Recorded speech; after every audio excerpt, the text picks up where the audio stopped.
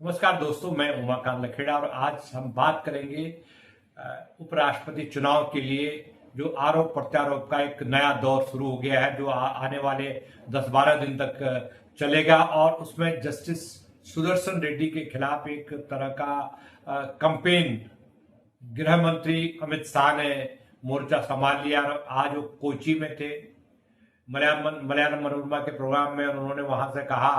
कि जस्टिस रेड्डी जब supreme court के जज थे तो उन्होंने सलवा जुडूम, जो छत्तीसगढ़ में नक्सलवाद से लड़ने के लिए लोकल आदिवासी यूथ की एक ब्रिगेड बनाई जा रही थी, उसका विरोध किया। और उसका तत्काल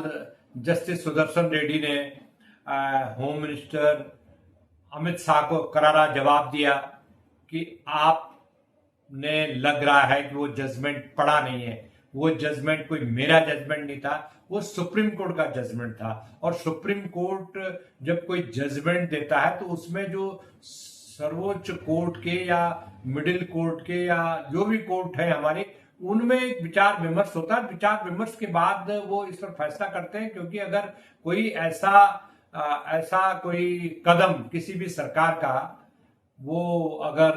भारत के संविधान और भारत के जो नियम कायदे रूल रेगुलेशन उनके खिलाफ है या उनकी मुखालफत करता है, जो हमारे स्थापित कानून व्यवस्था है, तो उसको जरूर अदालतें इसीलिए बनी हुई है कि वो उस पर प्रश्न चिन्ह लगाए। और अगर वो देखिए, वो सलवा जुडूम का जो फैसला था कि उसको प्रतिबंधित करना, उस पर लगाना कि ठीक नहीं है, ये एक सोच समझ के लिया गया फैसला था। वो 2 सदस्यीय जजों ने लिया था। और उसके बाद तो अगर वो फैसला गलत होता तो उसको चुनौती दी जाती, और 3 सदस्यीय जो बेंच होती वो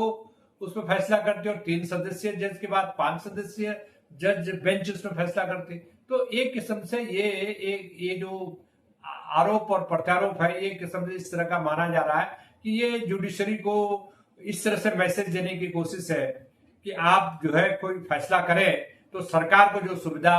है या सुविधा हो सरकार के लिए, अच्छा लगे सरकार को, सरकार उसकी तारीफ करे, ऐसे जजमेंट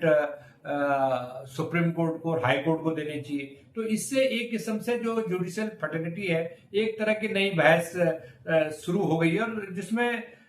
जो मूल धारणा है कि भाई जो नक्सलवाद जो पनपा है, इस सरकार ने तो जबरदस्त अभियान छेड़ा नक्सलवाद के खिलाफ, और मतलब एक किस्म से कमर तोड़ दी। लेकिन इसका दूसरा पक्ष भी है कि क्या वो जो नक्सल मारे गए थे वो तो भारत के नागरिक थे, वो ठीक है गलत रास्ते पर थे, और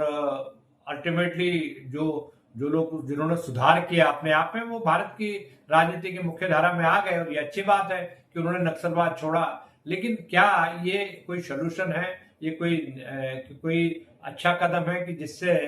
हम कहें कि सरकार का कदम सही है, सरकार जो कर रही है वो अच्छा करती है, हर काम को अच्छा करती है? तो ये किस्म से सुप्रीम कोर्ट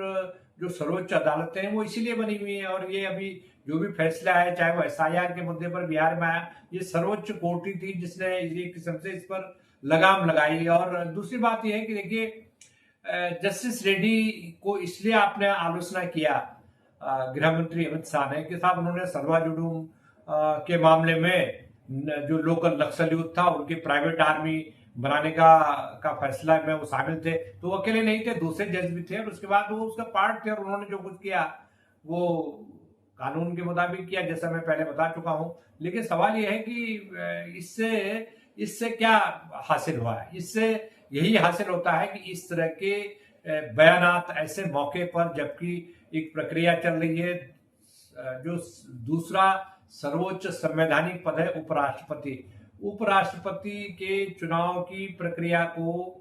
ये सरकार और उसके गृह मंत्री जो चाणक्य बताए जाते हैं और ताकतवर मंत्री बताए जा रहे हैं, वो इस तरह से इस चुनाव अभियान की जो गरिमा है, मुझे लग रहा है कि उसको चोट पहुंचेगी इस तरह के आरोप प्रत्यारोप होने से। क्योंकि आप जब जजों को, जो जज रह चुके हैं, उन जजों के जो फैसले थे उसको आप इस तरह से सांप्रदायिक ढंग से या दूसरे ढंग से लपेटने की कोशिश करेंगे, या देश की सुरक्षा से जुड़ा हुआ मामला बताने की कोशिश करेंगे, तो फिर तो ये मामले भी उठेंगे कि जिन लोगों को, जिन सुप्रीम कोर्ट के जजों को और हाई कोर्ट के जजों को आपकी सरकार ने उनसे फैसले करवाए, चाहे चीफ जस्टिस रंजन गोगोई रहे हों, चाहे जस्टिस मिश्रा रहे हों, जस्टिस यू ललित रहे हों, ये जज तो वो है जो अमित शाह के भी वकील रहे हैं, बाद में वो प्रमोट हुए, उनको रिटायरमेंट के बाद भी बड़ी बड़ी पोजीशन दी गई। तो सवाल ये है कि सर्वोच्च संवैधानिक पदों पर अगर शांतिपूर्ण चुनाव हो रहा हो, जो एक किस्म से बिना किसी शोर शराबे के हो रहा हो, बिना किसी हंगामे के हो रहा हो, तो उससे बचना चाहिए था। लेकिन ये बड़ी आश्चर्यजनक बात है कि इस तरह का मैसेज भेजा जा रहा है कि सुप्रीम कोर्ट के जजों को ऐसे जजमेंट देने चाहिए जिससे जो है सरकार खुश हो जाए। तो ये एक किस्म से मुझे लग रहा है कि आने वाले दिनों में जो विपक्षी पार्टियां वो भी उनकी लिस्ट निकालेंगे, उन जजों की लिस्ट निकालेंगे जो जिन जजों से भारतीय जनता पार्टी ने फायदे लिए जब वो कुर्सियों पर बैठे थे, और उसके बाद उनके जो फैसले थे उन फैसलों के आधार पर आपने दूसरे राजनीतिक फायदा उठाने की कोशिश की। मैं उसकी डिटेल में नहीं जाना चाहूंगा। इसमें तमाम तरह के फैसले हैं जो जनता के पब्लिक डोमेन पर हैं। राम मंदिर का जो जजमेंट हुआ था उसमें जो तीनों जज थे वो कहाँ कहाँ बड़ी बड़ी अच्छी पोजीशंस पर इस सरकार ने उनको दे रखी है। तो ये तमाम तरह के जो सवाल हैं, इनको खास तौर पर इस तरह के जो चुनाव होते हैं, राष्ट्रपति का चुनाव हो या उपराष्ट्रपति के चुनाव, इन चुनावों को कम से कम एक लिमिटेड दायरे में ही रखना चाहिए। इसको आप पब्लिक रैली और विधानसभा लोकसभा की चुनाव रैलियों की तरह अगर आप इन पे आक्षेप लगेंगे तो जाहिर सी बात है कि इसका प्रभाव सर्वोच्च जो अदालतें हैं उनमें जो सिटिंग जजेस हैं उनके मनोबल पर पड़ेगा, और जो आने वाले समय में जो लोग जजेस बने हैं या जज बनने की लाइन में खड़े हैं उनके मनोबल पर भी असर पड़ेगा, क्योंकि वो सरकार के ताकतवर मंत्री अगर इस तरह के आक्षेप लगाएंगे, आरोप प्रत्यारोप लगाएंगे कि 12 साल 15 साल पहले आपने कोई फैसला किया था और अब ऐसे मौके पर जबकि वो चुनाव लड़ रहे हैं, और जस्टिस रेड्डी एक लो प्रोफाइल जज थे और वो कोई उनका ऐसा कोई बड़े लर्नर्ड है और उन्होंने कोई ऐसे भारतीय जनता पार्टी के खिलाफ कोई इस तरह का कोई ऐसा रुख नहीं अपनाया न्यायपालिका में रहते हुए। और उन्होंने, ये तो जस्टिस रेड्डी तो वो जज है जिन्होंने काले धन, विदेशों से काले धन के मामले में 2011 में जब वो सुप्रीम कोर्ट के जज थे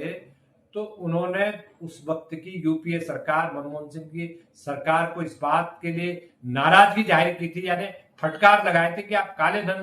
को वापस लाने के लिए क्या कदम उठा रहे हैं। तो इस तरह के जो चीजें हैं, जो मुद्दे हैं, उन मुद्दों से मुझे लग रहा है कि सरकार और मौजूदा सरकार है, उसके जो मंत्री हैं, उनके जो प्रवक्ता हैं, इवन भारतीय जनता पार्टी के प्रवक्ता जो अभी नए नए आए हैं,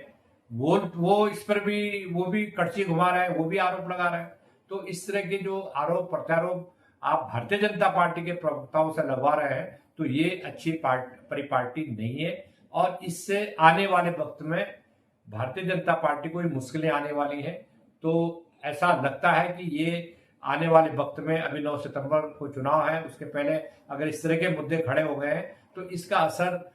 जो सपोर्टिंग पार्टी है,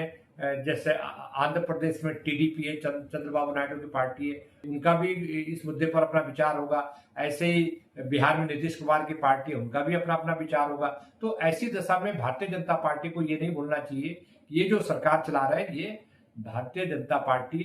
की अपनी सरकार नहीं है, ये एनडीए की सरकार है। भारतीय जनता पार्टी को तो 240 सीटें मिली हैं, उनको तो 300 सीटें नहीं मिली हैं जो 2019 में मिली थी। तो ऐसी दशा में इस तरह के जो